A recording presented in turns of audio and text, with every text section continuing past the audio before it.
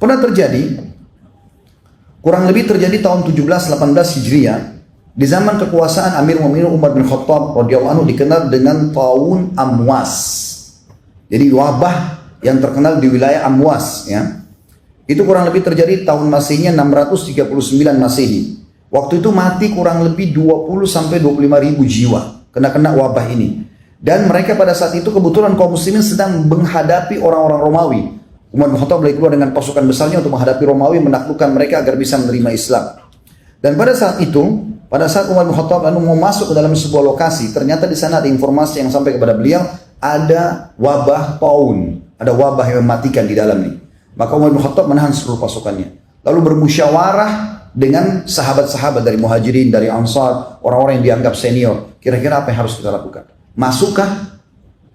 Baru kita tawakal kepada Allah? Kena ya sudah, nggak kena ya sudah? Atau kita nggak masuk lalu kita dianggap lari dari takdirnya Allah?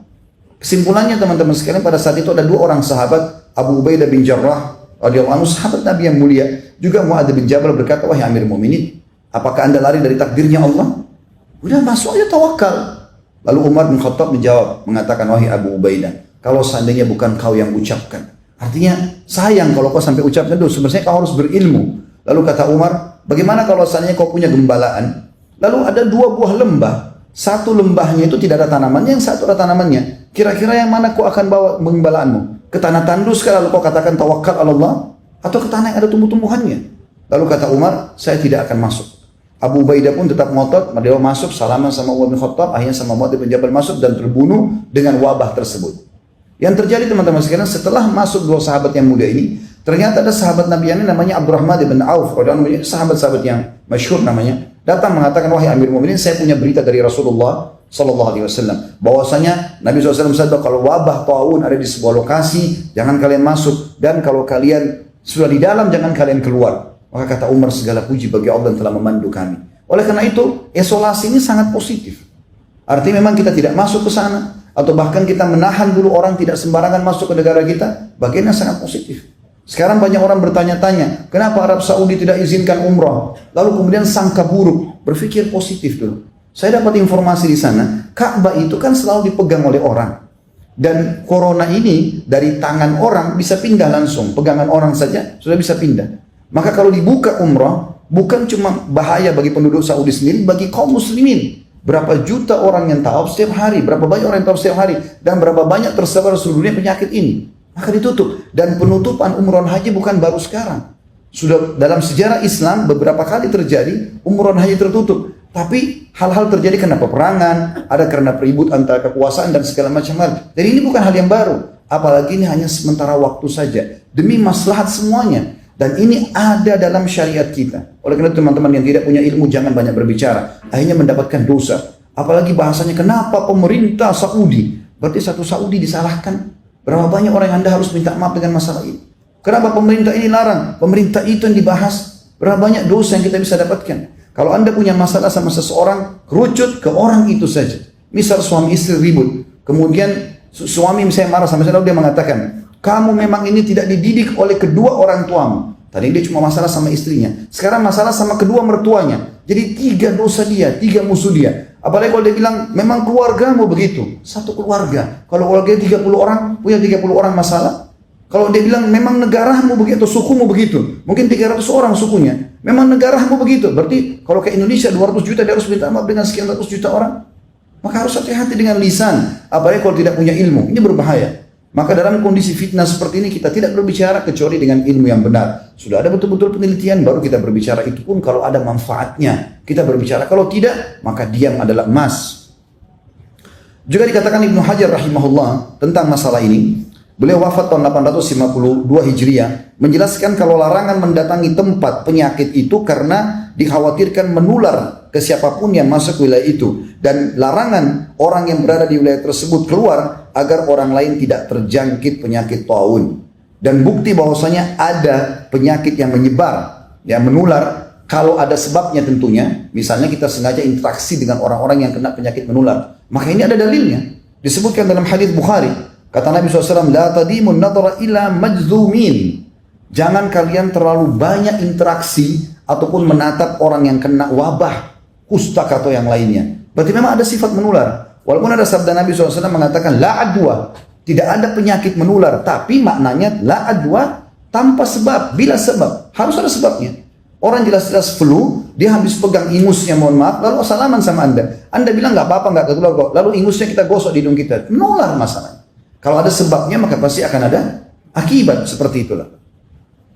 Kemudian juga kalau terjadi bagi orang-orang beriman, misal kalau sampai ada yang kena pun, dan kita berharap tentu karena ini adalah wabah yang Allah datangkan sebagai hukuman, gitu kan? Jelas ini adalah hukuman karena Umar bin Khattab berkata radhiyallahu anhu, tidak mungkin wabah itu kalau misalnya wabah, bahasa Arabnya wabah, tidak mungkin wabah datang turun dari langit Allah jadikan sebagai sebuah bencana di muka bumi kecuali karena dosa yang sedang terjadi, dan tidak akan pernah diangkat kecuali dengan taubat.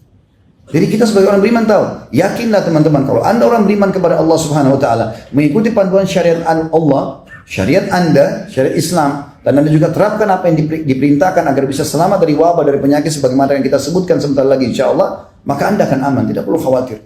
Saya ingatkan juga, jangan terlalu dibesar-besarkan, seakan-akan harus sembako dipenuhi di rumah, tidak akan boleh salaman sama sembarangan orang. Akhirnya suami istri nggak mau salaman, orang tua sama anak nggak akan salaman, muslim sama muslim yang lain di masjid tidak akan salaman. Pada sementara Nabi SAW mengatakan bahwasanya kalau dua orang muslim salaman, pada saat mereka lepaskan tangannya maka akan guguran dosa-dosanya. Tapi Anda punya hak setelah itu, ya, mengantisipasi dengan misalnya mencuci tangan, boleh.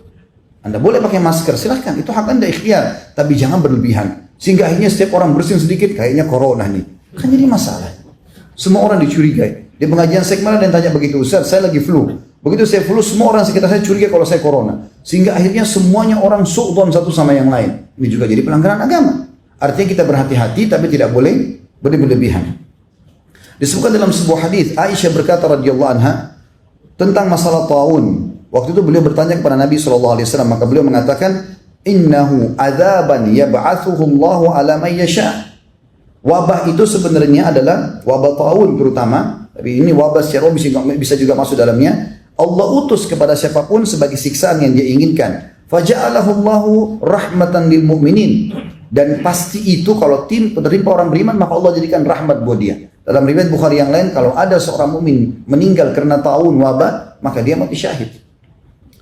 Dan kemudian dikatakan, "Falaisa min 'abdin yaqa'u ta'un fayamkuthu fi baladihi sabiran ya'lamu annahu la yusibu illa ma kataballahu lahu illa kana lahu mithlu ajru syahid." Dan tidak ada seorang muslim pun atau mukmin pun yang sedang berada di satu lokasi, di sana ada wabah yang tersebar, kemudian dia tinggal di negaranya, tetap diisolasi, dia nggak keluar agar tidak menyebar, dan kemudian dia yakin itu tidak akan menimpa dia kecuali dengan izin Allah, kecuali akan dicatat baginya pahala mati syahid. Sebab-sebab syar'inya ada disebutkan oleh Nabi SAW, di antaranya hadis yang mulia, kata Nabi SAW, ya ma'syaral muhajirin, wahai orang-orang muhajirin, khamsu khisal atau khisalu khamsin idza tulitum bihinna wa a'udzu billahi an tudrikuhunna. Ada 5 perkara, kalau kalian diuji oleh Allah dengannya maka ini sangat berbahaya. Tapi aku berlindung kepada Allah untuk kalian agar kalian tidak terkena. Lam tadhhar fahishatu fi qaumin qattun hatta yu'linu biha illa fasha fihim at-ta'un. Ketahuilah, tidak ada satu maksiat dosa besar kepada Allah di lokasi orang kafir atau orang beriman tersebar merajalela itu kecuali Allah akan mendatangkan wabah taun kepada mereka. Wal auja' dan masalah-masalah yang berat, penyakit berat. Allati lam takun maghat fi aslafihim alladzina magaw, yang tidak pernah menimpa orang-orang yang datang sebelum mereka.